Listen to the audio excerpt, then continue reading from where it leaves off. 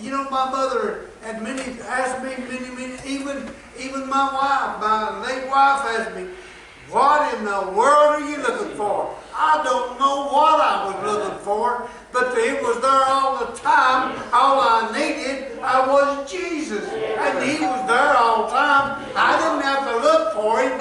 He was right there. I'm glad today that Jesus came into my life. I'm glad, Brother John, that somebody took the time to get down on their worthy knees and cry out to this old boy that was lost and undone, headed for a devil's hell, and God turned me around. Don't tell me that God is all power because He is. God, I can do anything. I'm telling you today, Sister Christy, listen. That God is going to save that boy. That boy ain't too tough for God. He might. I think he is.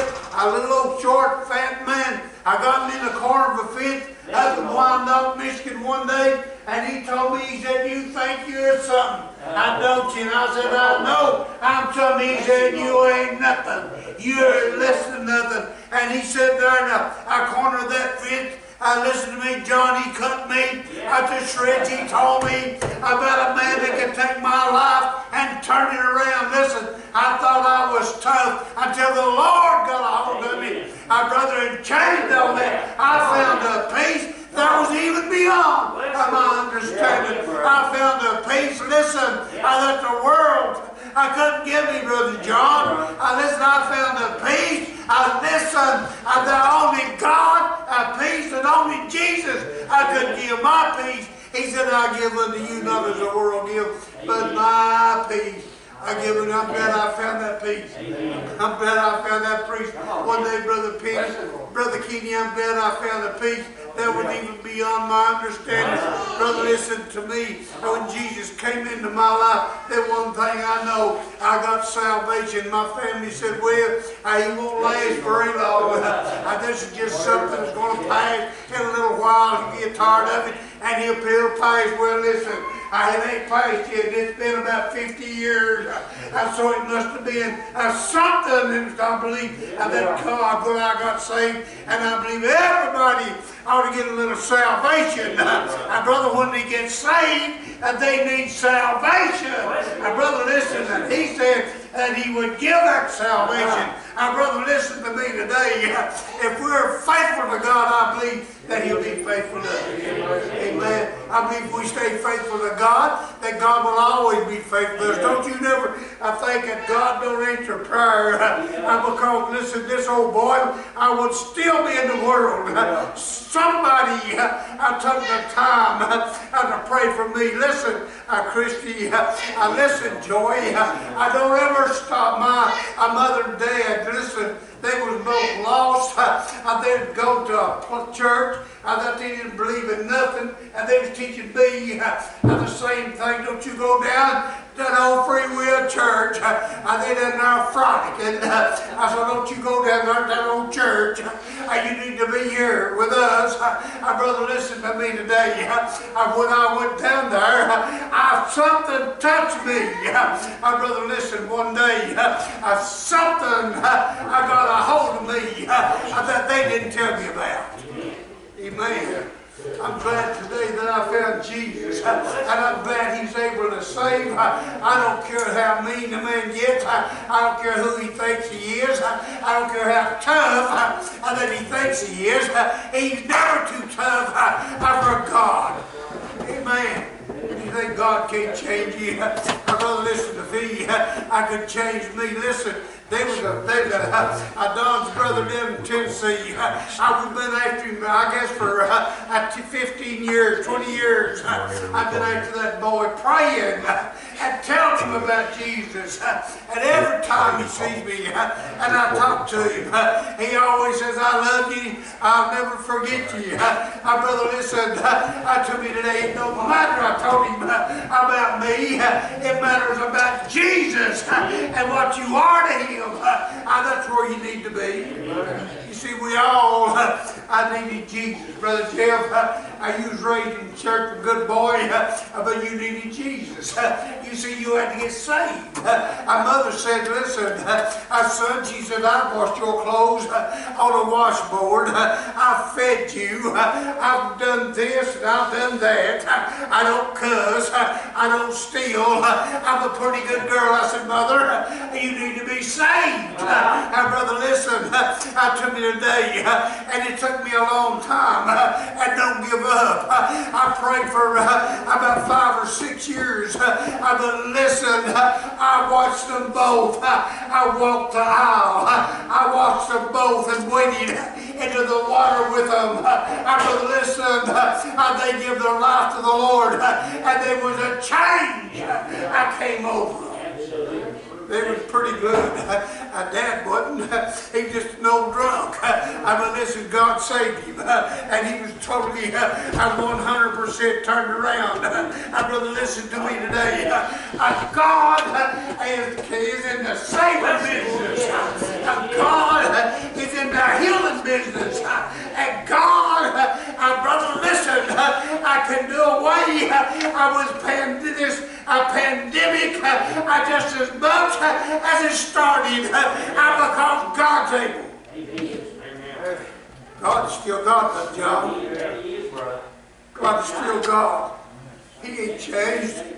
The world changed. They said, you know, my children used to try to tell me, said, Dad, things have changed. They're not the same as they was. Back in the old days when I was a boy, it's different. It's different. The world is different. Brother, listen, look around you. The world is different. Brother, sometimes that you get out and you'll hear, it makes me sick sometimes at my stomach.